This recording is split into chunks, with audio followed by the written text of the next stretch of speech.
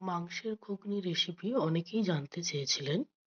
তো মাংসের ঘুগনি বানানোর জন্য প্রথমে আমরা সারা রাত ভেজানো মটর প্রেসার কুকারে দিয়ে দিলাম। আলু কুচিয়ে দিয়ে দিয়েছি।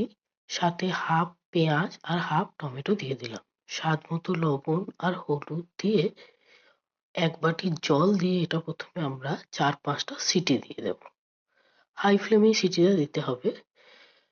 আদা, রসুন, কাঁচা লঙ্কা আর টমেটো দিয়ে একটা পেস্ট বানিয়ে নেব।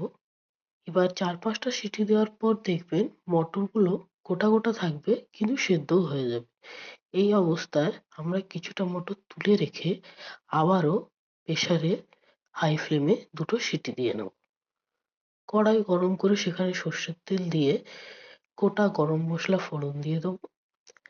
একটা মিডিয়াম সাইজের পেঁয়াজ দিয়ে তেজপাতা দিয়ে ভেজে নেব। কিছুটা হালকা হালকা ভাজা ভাজা হয়ে এলে এতে আমরা ওই পেস্ট করে রাখা মশলাটা দিয়ে দেবো। কষিয়ে নিয়ে তাতে স্বাদ মতো লবণ, হলুদ, জিরে গুঁড়ো, ধনে গুঁড়ো এবং কাশ্মীরি লঙ্কা গুঁড়ো দিয়ে আবারও ভালো করে কষিয়ে নেব।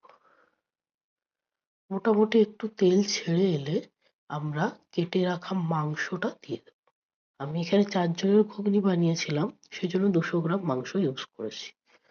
মাংসটা একটু বুকের দিকের মাংস ইউজ করবেন, তাহলে খেতে বেশ ভালো লাগে। ভালো করে কষানো হয়ে গেলে, মাংস সিদ্ধ হয়ে এলে সিদ্ধ করে রাখা মটরগুলো দিয়ে দেবো। ব্যাস, এবারে তো প্রায় হয়েই এসেছে। ভালো করে সবকিছু কষিয়ে আপনাদের প্রয়োজন মতো জল দেবেন। আমি অল্প জল ব্যবহার করেছিলাম। শেষে আমরা দিয়ে দেব ম্যাজিক রেস্টুরেন্ট মশলা। এখানে আমি একটা পাতা ইউজ করেছি, ওটা পুরোটাই দিয়ে দিয়েছিলাম। ব্যাস, আমাদের প্রায় হয়ে এসেছে।